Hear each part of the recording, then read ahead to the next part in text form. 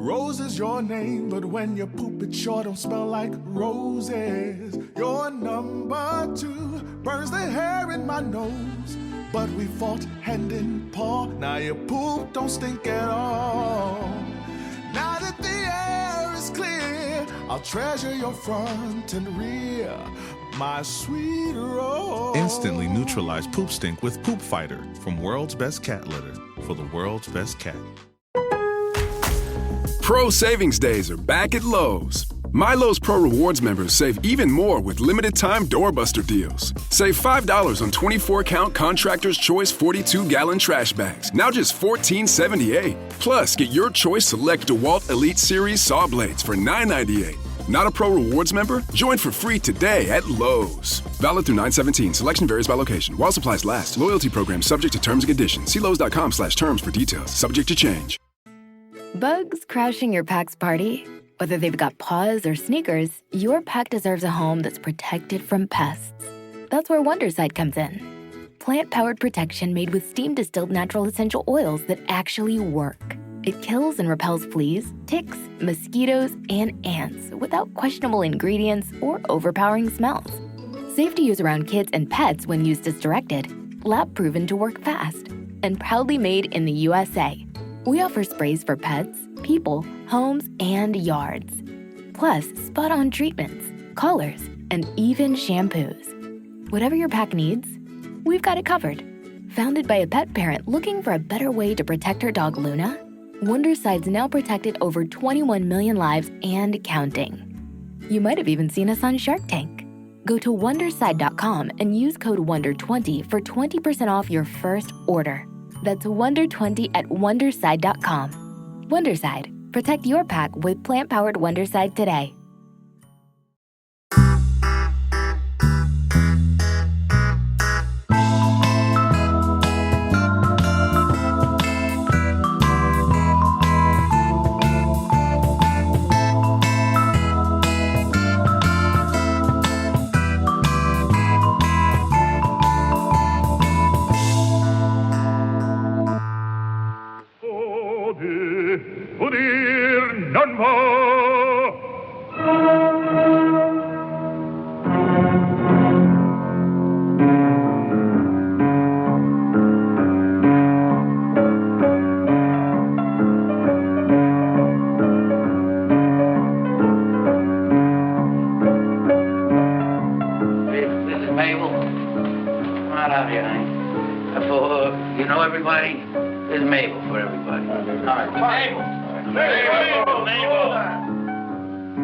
Mabel's not crazy.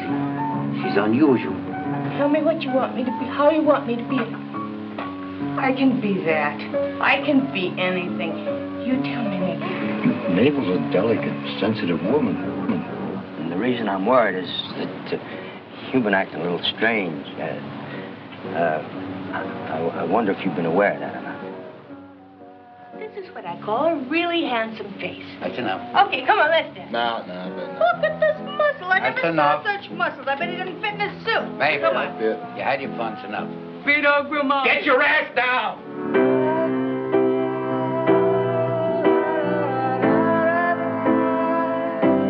I like your friends. I know it. I know that. I'm not one of those stiffs that you like with their noses up in the air. And boom, boom, with their noses up in the air. How awfully nice. Shut up! Billy's looking at you this way.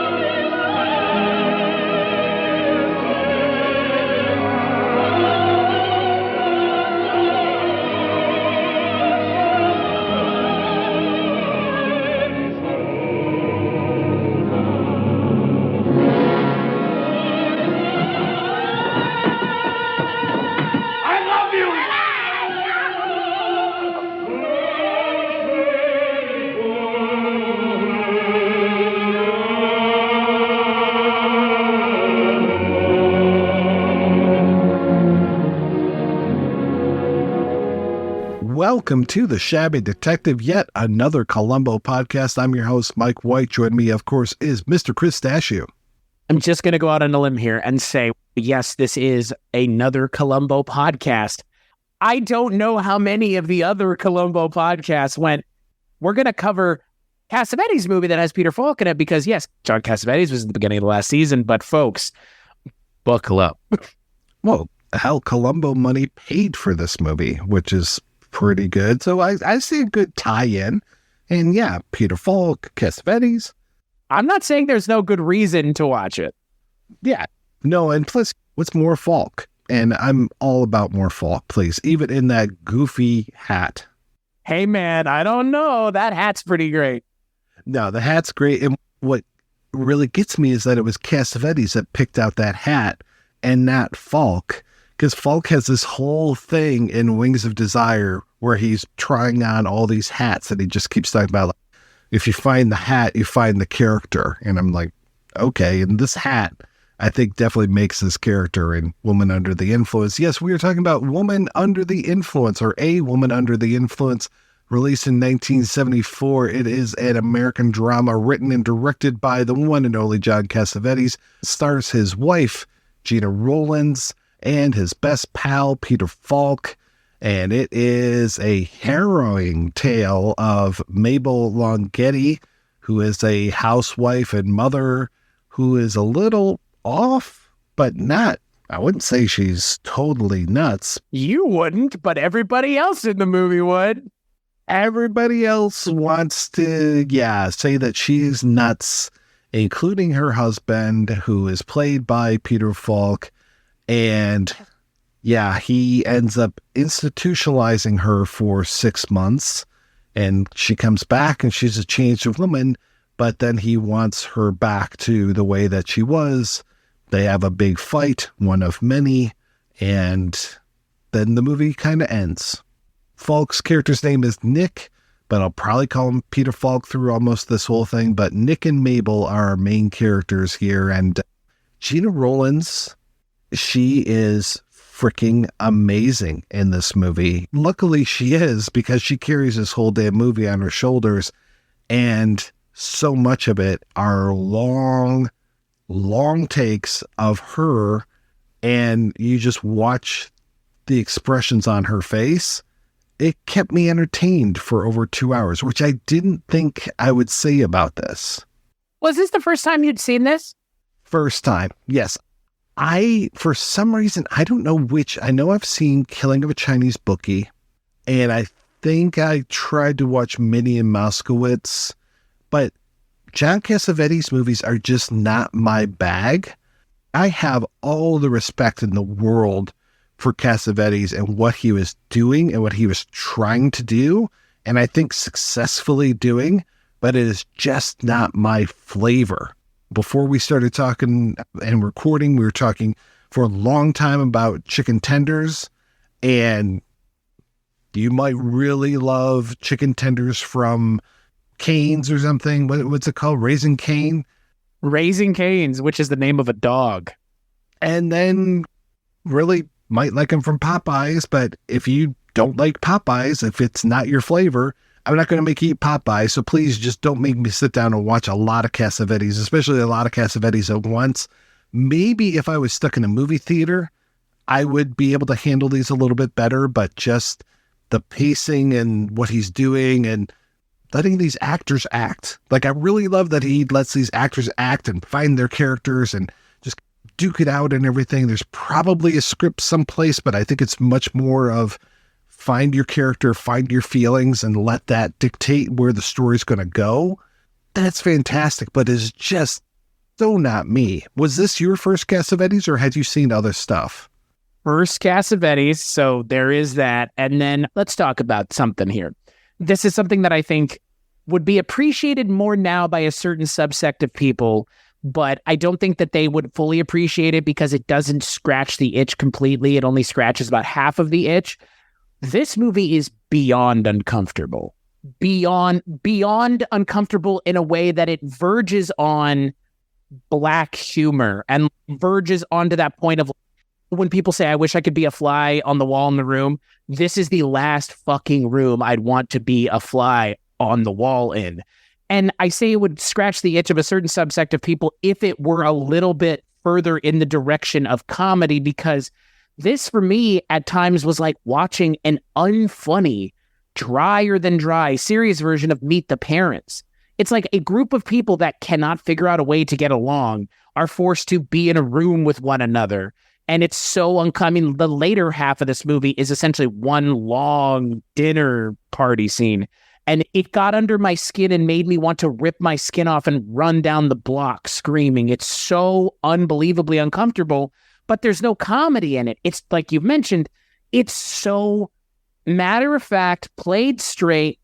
Again, it's meant to be reality in the room with these people that, yeah, this is my first Cassavetes movie, and it very well may be my last. And look, I'm not going to drag the movie anymore beyond this opening salvo that we're having here, but this movie for me is so uncomfortable and so intentionally intolerable for the reasons that it's trying to be, and it succeeds at that I would have a hard time suggesting anybody watch this movie, because it only should be for the kind of person who wants to see this kind of thing. Because like you've mentioned, if you start watching this and it's not your thing, you got nowhere to go for 2.5 hours. Oh, by the way, can I just mention also here at the top, Cassavetes, brevity is the soul of wit, Pally. Like, it is. This is an hour too long, and that's being generous. I think he's doing it on purpose. And that whole thing of being uncomfortable, what's better than being uncomfortable for 2.5 hours rather than for 90 minutes? Yeah. Oh, here's this dinner lunch scene with Peter Falk and all the people that he works with, and it goes on for 35 minutes. There's no editing here intentionally. Like, there's editing, but it's editing as in you're seeing just a different perspective. It's not a jumping of time. Everything is more or less, in a lot of these scenes, played chronologically in real time. That's the other thing. It's exhausting to watch something that's being played out in real time, because it's just, some of this shit's not important. Why are you showing us every wart and nook and cranny of this scene? Like, it's just, sometimes I don't need to see it, but I get that that's Cassavetes' thing. 100%. I think I liked that part of it more than you did, but I was still just okay. Like when she's out on the street asking people what time it is, that just seems like it goes on forever. The lunch, brunch, whatever that thing is with all of his coworkers, the spaghetti dinner.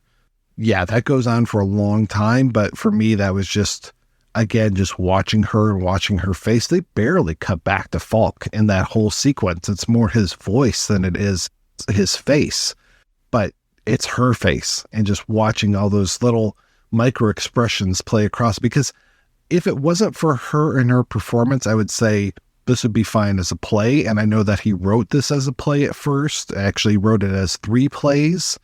And when he showed it to Gina Rowland, she was just like, there's no way I could play this like every night to do just one of those things.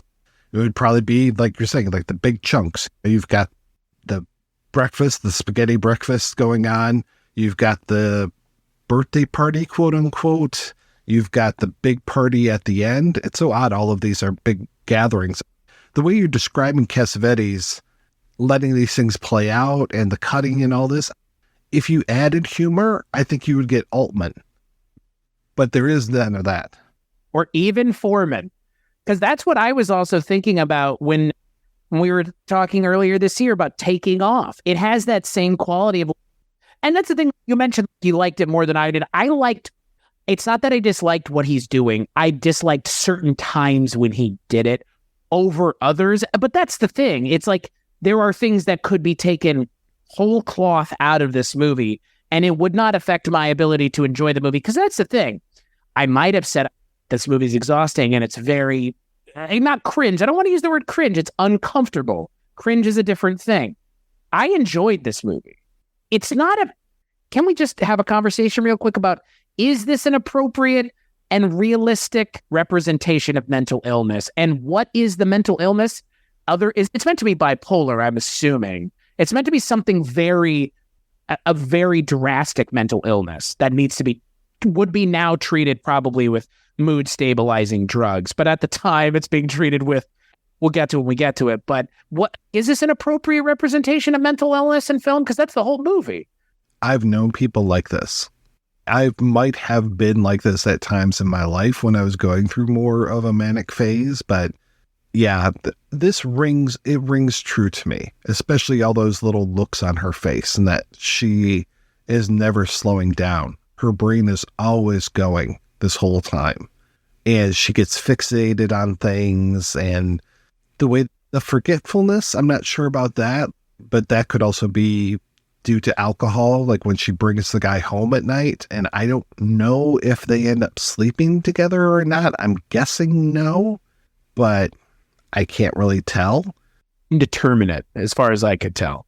If you think of it either way, it adds some nuance to her character, but felt that it was pretty accurate, and just the lack of understanding, and just that Nick wants her to be one way. Her mom wants her to be another way.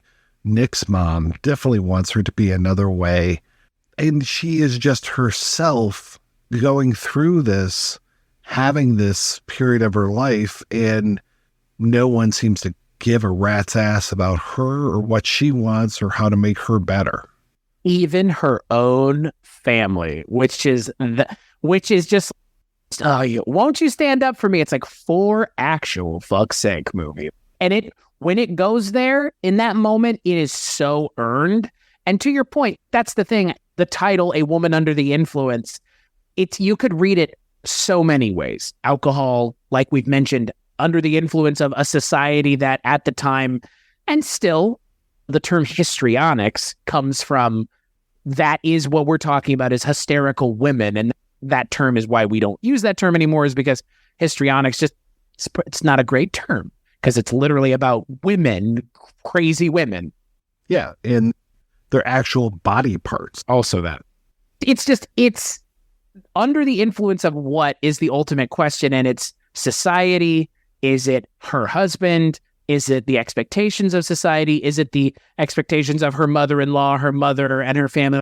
It's all of those things, and that's what makes it so interesting, and that's why they give all these scenes so much time, is because you have to see all of those things working on top of who she is to really push down on her.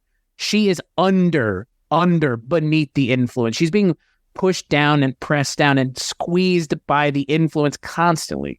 And yeah, it's about a woman with mental illness, but I ultimately don't really think it is in a lot of ways. Like, it is, but it isn't, right?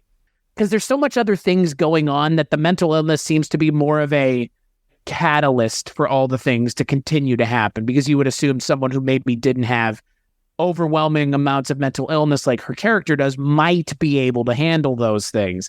But there are so many things going on in this movie that I think anybody would have a hard time balancing all these things, which is what ultimately the movie kind of gets at, is this is not hard. It's impossible, but you have to keep at it. I'm always looking for more subtext to things, but a movie like this, it's so just on the surface and in your face. There probably are things that are deeper, but the surface is so repellent that I don't want to even dig deeper. We're talking about like other movies that this movie might remind us of, or this filmmaking style. It really feels like all those mumblecore movies took all their stuff from Cassavetes and just didn't know what to do with it. Those movies are cinema of confrontation type of thing, or just like cinema of apathy. This movie has so much more emotion than any of those movies that I managed to make my way through. But again, it's like those movies are tough to watch mostly because the people are insufferable.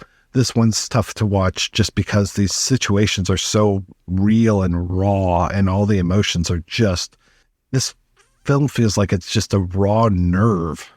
And it's constantly being poked too. And that's the thing. And Peter Falk's character, he's an interesting character because times he comes off as a progressive husband who is very much in his wife's camp and he has her back seemingly, but then there are those times where he snaps, and he snaps in ways that, again, like, he smacks the shit out of her a couple times. And again, I laugh only because they have to go as far as they do, because otherwise you would really not, like you said, there's no subtext here to this movie. There is, but the subtext is hard to get to, like you mentioned, because of how just the movies refuse to let you enjoy this movie. I refuse to let you enjoy what's going on. Don't find entertainment in this. Don't find joy in this. But there's something to be said for that, because that in a lot of ways cuts to the idea of cinema reflecting real life, not real life being reflected in cinema. Like this movie is really trying to just be what women in America may have been going through at the time, maybe not specifically what they were going through at the time is more what the movie's trying to get at, but it has to really put it into the biggest proportions possible because, again, it's a movie. I'm thinking about the women or just the people that saw this in 1974 and saw themselves in this. And then I think about the people that were being, again, ignored or just kept down. I don't know if Gina Rowlands is actually crazy. She just might be a flighty person. She might just have a different sense of humor sometimes.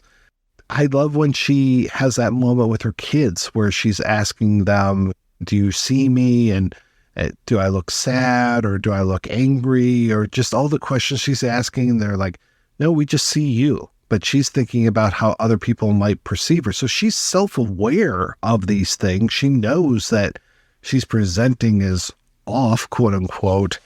But how much of that is people putting that on her?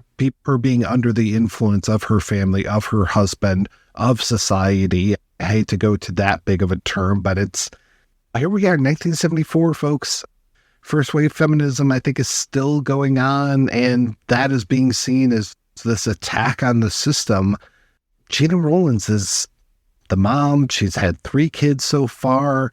She's trying to have this romantic evening with her husband, who then stands her up. Just make a frickin' phone call, Nikki. What are you doing? But yeah, I don't know if what she expresses is just normal and just maybe a little different. I'm a little different, but I wouldn't say that I need to go away for 6 months and have electroshock therapy. And that's the thing. That's why I mentioned, is this a movie about mental illness, or is it just a woman who is like so put upon, so constantly being expected to do so much constantly? The expectations outweigh the ability to exist. And that's not mental illness. That's just the expectations of the society that we live in. And in 74, they were lower than what they are even now. You could make this movie now and really talk about all kinds of wild things like social media and how that affects people. Because this is your representation and belief of yourself is pretty easy to understand in 74 when there's no social media, which allows you to have fake personas or a fake outward expression of who you are. Because again, then you can hide behind that. That's the thing about this movie that is so great, is that it did come out at a time where you can't hide behind anything. That's the other thing. There is no hiding in this movie. There's no hiding. Gina Rowlands is constantly out in the open. Everything that goes on, everybody else sees, other than the kind of couple interactions between her and Peter Falk. But even then, it's like the kids are still there. Somebody is seeing what's going on. But that was the thing I kept trying to square away with my feelings with this movie. Is like, is this a mental health movie? And it is, but I also think it's more just about society, and the expectations of other people are so hard to meet that we end up driving ourselves crazy, as one might say, trying to meet all those expectations. Like when the guy comes over to their house for the birthday party and she's just, I don't know what she's doing. My read of that scene might be different than yours, but I felt she was just being a mom, just being goofy because there's a bunch of kids. But he like reads it as she's drunk and out of her head and stuff. And it's like, so come back to my point of, what is the movie getting at? And I think it's less about mental health and more just about like expectations, and meeting people's expectations are so fucking hard. It's almost not even worth doing, frankly.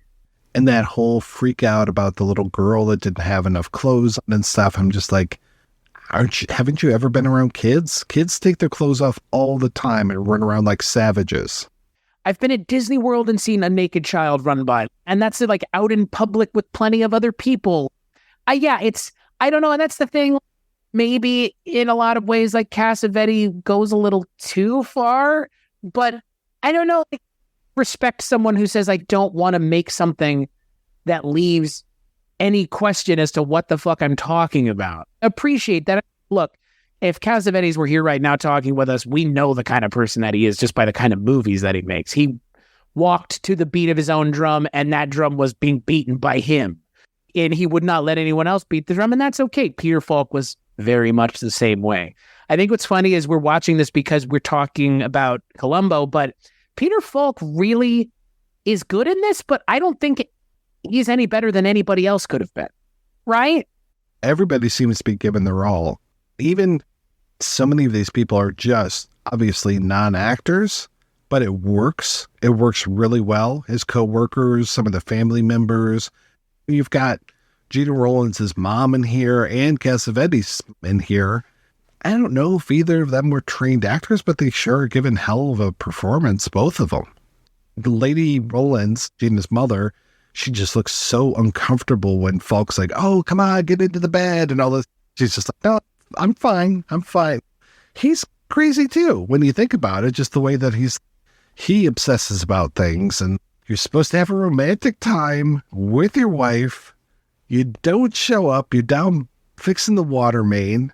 You show up with the 12 apostles in tow, and she just wanted to have you, Nick, and you do this. And why wouldn't she have a weird response to that? Because that was a shitty thing to do, Nick. You mean showing up when your wife expected just you with all your pals to then have them have a dinner cooked for them at like 2 a.m, or I guess it wouldn't do it like 6 a.m, let's call it, whatever. Like, it's so early that it's like, what the fuck is going on?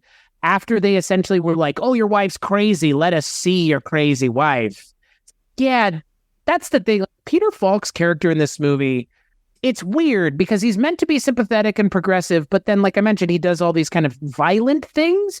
I don't think he's supposed to be sympathetic. The sympatheticness wears off so quickly that by the end of the movie, I'm like, what is he? Other than just her husband. That's the thing. It's what does he have to be other than that? Right. He is not better than anybody else in this movie. I still contend Gina Rollins is just amazing, and he doesn't hold a candle to her. He's just there, but he's serviceable. He's more than serviceable. He is doing a great job because he has to act against all of these other people and does a great job with that. The hat definitely lends a lot of character when he's in that role. You love that hat. Columbo should wear that hat. Columbo in a hat's just a bridge too far. And I think it would clash with the trench coat. I love, there was an interview with a French reporter who was talking with Peter Falk, and it was Falk was promoting A Woman Under the Influence in Paris. And so this French guy is asking him all these questions, and hey, Columbo, Peter Falk is wearing the trench coat. And the guy's, oh, do you take your trench coat everywhere? And it's, yeah, I put out a bowl of milk for it every night. And the French guy just had no idea what the hell was going on. But Falk says himself that he's not a sympathetic character. And I'm just like, okay, yeah, that makes sense. Yeah, it's not, because the idea of have this wife who I talk about as saying she's crazy, but then I try to tell people not to say she's crazy, who then in believing that she's crazy, take her and institutionalize her for 6 months.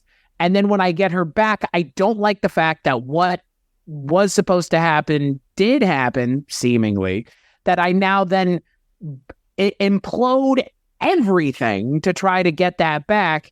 It's not a sympathetic character. And yeah, anybody other than Peter Falk could have done it. But yeah, I'm glad it was Peter Falk because he's great in this movie. But he's a bizarre character because, again, you feel like he has her best intentions in mind, at least theoretically, but the way he goes about doing things is just, he's not any better of a parent than she is. It's just he can internalize and compartmentalize things a little bit better than she can, I think, is what the movie more or less gets at. You do what every man does. You just bury your feelings. Push it down until you murder your family. If this turned into a family annihilation film, I wouldn't have been shocked. Peter Falk is the family annihilator. He's murdering his kids and then dumping them into an oil well. Yeah. The thing about this movie is the way the movie goes, the direction it ends up heading, that these people either need to not be together or they're going to murder one another eventually. And those kids are probably going to be in between it. That is the hard truth of a movie like this. So these people are so hard to be around, and the movie is so abrasive that I really don't care what happens to them. The way I see this ending is that they've had this blowout. They're back together. They're making that bed. They're going to go on with their lives just normal for 6 months. And then this whole thing's going to happen again. And then it'll go on for another 6 months, and it'll just continue on for the rest of their lives until one of them dies. I'm wondering something about the way the movie plays some certain scenes. And again, to speak back to the idea of is it a mental health thing, or is it a woman just trying to like disguise herself and exist within this construct that society places on her? My favorite moment in the entire movie is when they're all sitting at the table at this fucked out party that puts Texas Chainsaw Massacre to shame with the amount of weirdos sitting around the table. Uncle Adolf. And Gina Rollins gets up and goes into the other room while she's been acting quiet and unlike herself. And all of a sudden she starts acting very much like the way she was before. And you see all these shots of people's faces and they're just like they can't understand what's going on. And I genuinely feel like that's one of those scenes where it's like they're more or less getting at the idea that she is having to pretend constantly now. She knows that everything she does is under a microscope, and she just didn't realize that they could hear her in the other room. But the veil drops for that moment, and then she walks back in and she starts acting, quote, strange again, unquote. But it's that moment of like all their faces, and they're just like all very weirded out because again, they're not sure what's going on with her. Yeah. You know what? I changed my mind. I think I am going to watch more Cassavetes films. Because as we talk about this, I'm just like, yeah, that worked. That scene really worked and worked well. Man. Yeah. It's beyond uncomfortable. But again, like, it's uncomfortable in a way that taking off was charming. It's like this movie wants to traffic in being uncomfortable. And that comes with, using non-actors. The person, not actor, the person who plays Eddie Shaw, who plays Dr. Zepp, just so weird. Just a weird guy. Peter Falk will talk to him and he'll be like, yeah, great, you're right. And it's like, who are you? I don't know. Like using non-actors allows the movie to feel even stranger because there's something that non-actors bring to a movie that you can't replicate real people. So you just cast real people you know. It's so funny that they're doing what Falk and Rollins and the other professional actors are trying to do is capture that spontaneity, whereas all these other people are just spontaneous because they don't know what else to do. And I also love that Cassavetes uses a lot of close-ups, especially of Peter Falk and of Gina Rollins. But the close-up work in this movie it's pretty on point. Again, having not seen any other Cassavetes movies, I'm assuming this is a thing that he does. But yeah, the close-ups in this movie are constant. They're all over the place. And they work to reinforce how uncomfortable this is. They put you in the perspective of the people who are sitting right there at the table. Yeah, now this is me doing something that I hate when other people do. But Cassavetes, I want to say it was one of his first movies, was called Faces. I wouldn't be surprised if it was just comprised wholly of close-ups. Having not seen a lot of other Cassavetes stuff, I always assumed that he was like an independent filmmaker who had a sense of what he wanted and how he wanted to get it. And watching this movie, having been the only exposure, it is very much that this is uncompromising in its vision of what he wants. And man, again, you have an actor like Peter Falk who is so charming for the most part, but when they let him explode and then they let Cassavetes direct those scenes where he explodes, like it's just, it's two friends working together, really nailing something that really had to have a very steady hand going into it. Yeah, otherwise it's just going to blow up in your face. I feel like the length of the movie is where it blows up in the movie's face. Because I don't know, to hold my attention for an hour and a half is not hard with this kind of movie, but to hold my attention for over 2.5 hours, it's exhausted. And maybe that is the point. But by the end of the movie, I was like, I'm done. When the 6-month time jump happens, there's still like an hour left. And that's a pretty exhaustive point to get to in the movie. Everything that plays out subsequent, basically the second half of the movie is almost entirely that party. Yeah, it's one night. But it just keeps going and going. And then the people leave. And it's just good night. It really does feel like a play in that way. That whole, like, the first act is all of these different scenes, and the second act is just like the following night or 6 months later, and it's just the one night with the party and just a little movements within there. All those people that he's kicking out because he was so stupid that he invited all of his coworkers, all of these people that know her and just want to see Mabel. And what are you doing, Peter Falk? That right there for me is like one of those moments where he just like, hey, motherfucker, you just don't get it, do you? You just don't get it. And that's the thing. Society didn't get it.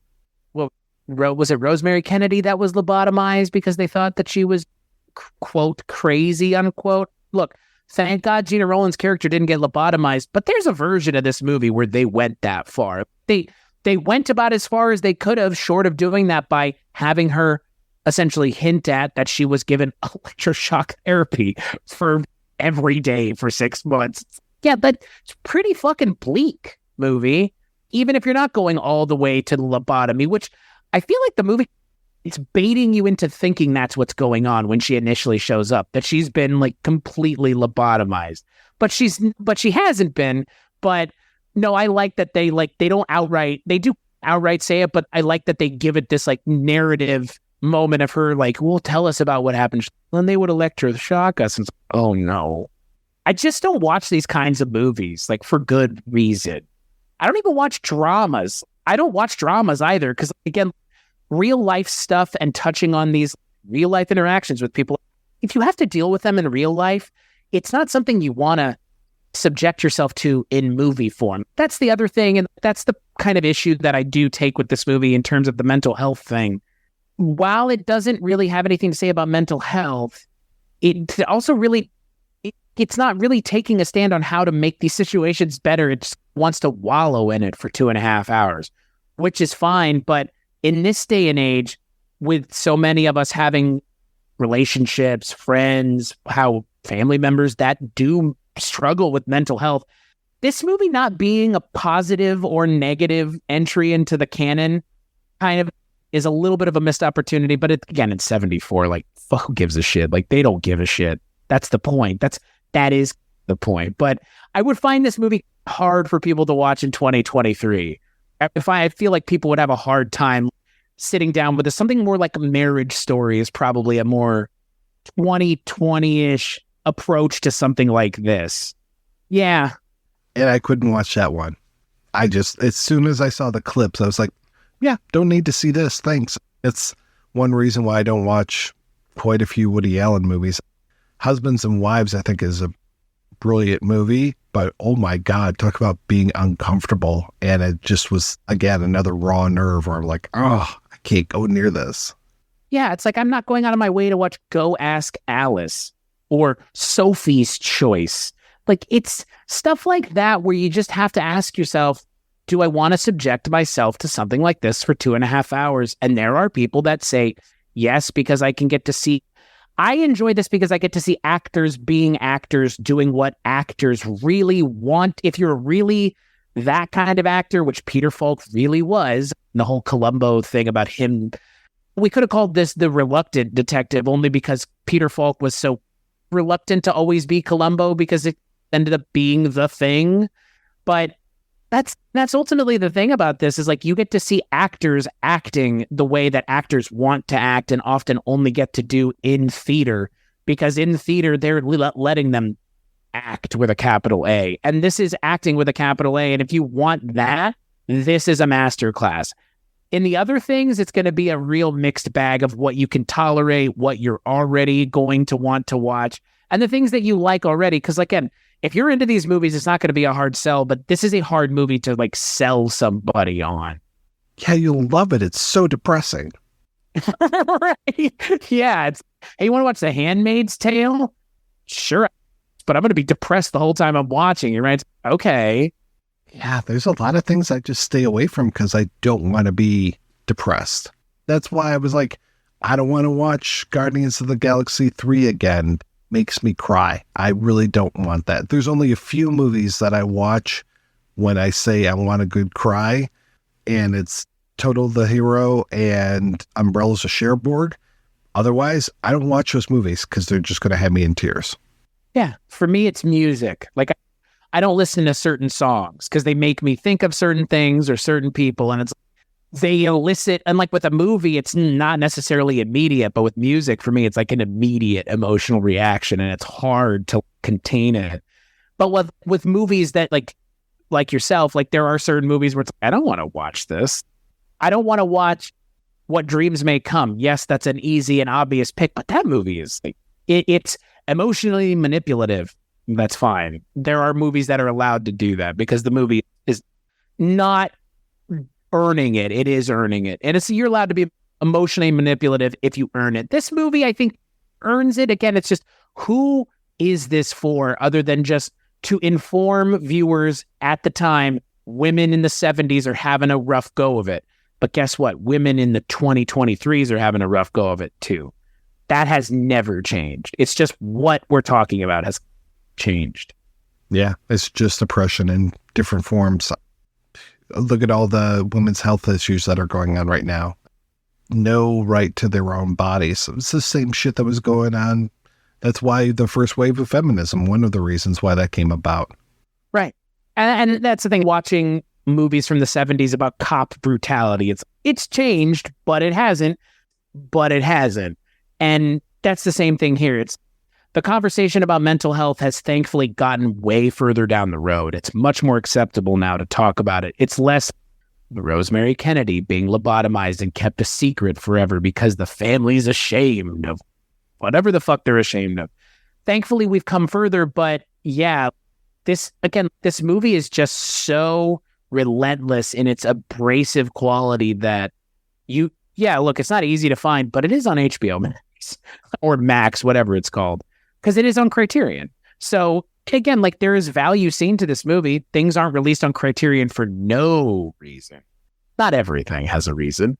But ultimately, again, if you want to watch a movie where actors are being given the opportunity to act, namely Peter Falk, there is a lot of value in it. And it's Cassavetes and Falk working together.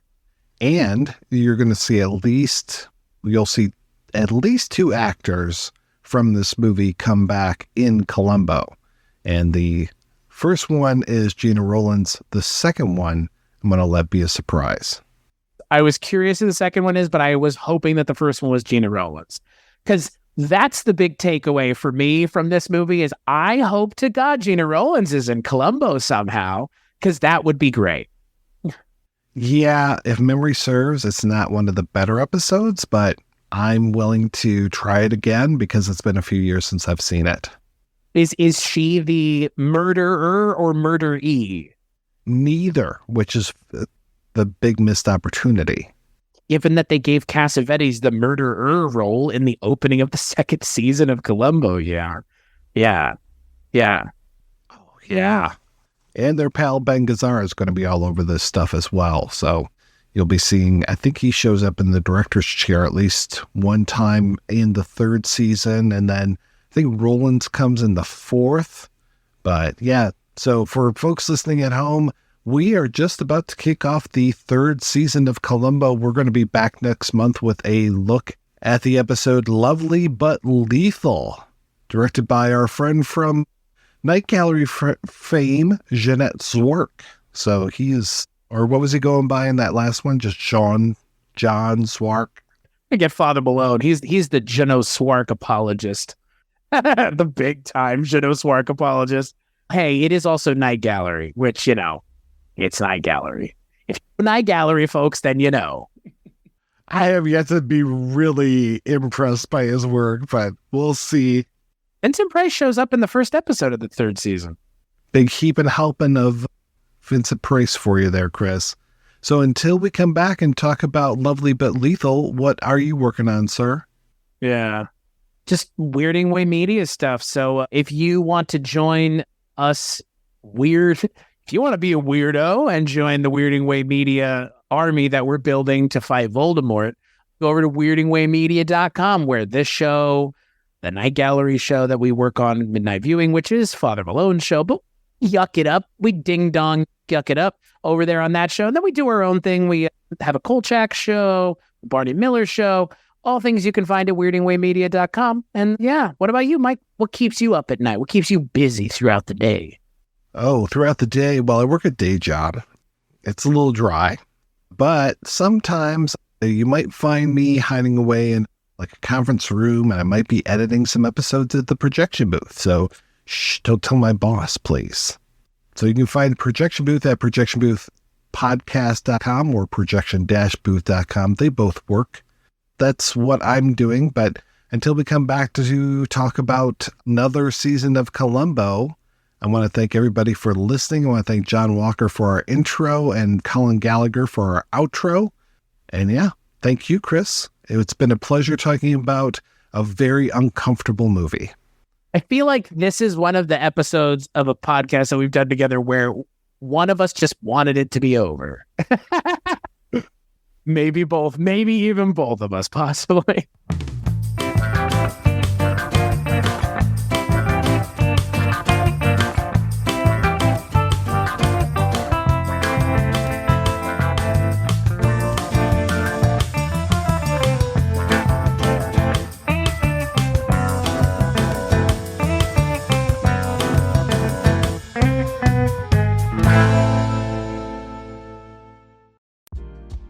Are you a film fan who loves the ultimate home video experience? Look no further than The Disconnected.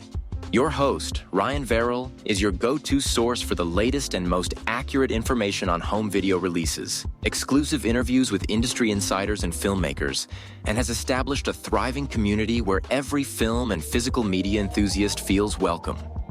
From hidden gems to blockbuster hits, The Disconnected brings you insider knowledge and a welcoming space to share your love of cinema. Watch every Thursday night at 9:30 Eastern, 6:30 Pacific for the live announcements show, and follow The Disconnected on social media to stay updated. Subscribe to The Disconnected on YouTube or on the podcast provider of your choice, and dive into a world where every movie night is an adventure. If you're looking for more horror outside of the mainstream, look no further than Unsung Horrors, a podcast about underseen horror movies. I'm Lance. And I'm Erica. Every other week, we'll cover a horror movie with fewer than 1,000 views on Letterboxd. We'll even give you double feature recommendations to pair with the movies we discuss.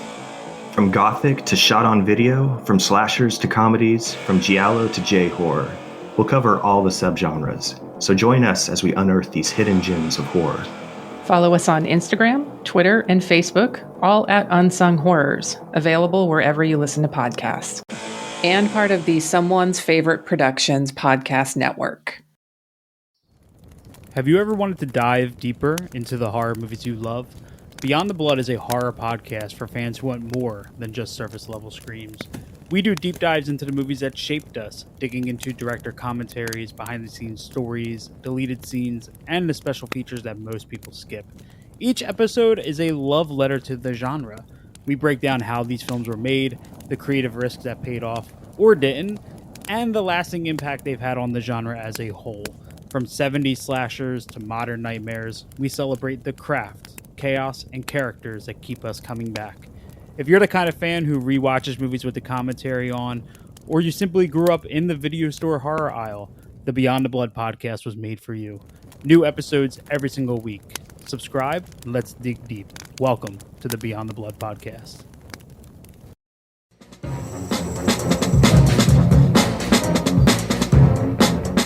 Hello, this is Aaron West. I am the author of the A24 New Wave. In this book, I look at A24's output and I make the argument that we are in a new wave movement right now. A24 plays a major role. This book has a supplemental podcast where each episode is a brief conversation about an A24-related topic, whether an actor, director, or even a genre. As I continue research for the book and conduct interviews, I expect to record podcast episodes with people involved with the company. You can find the podcast at cinejourneys.com or wherever you find podcasts, and we are proud to be members of the Someone's Favorite Productions podcast network.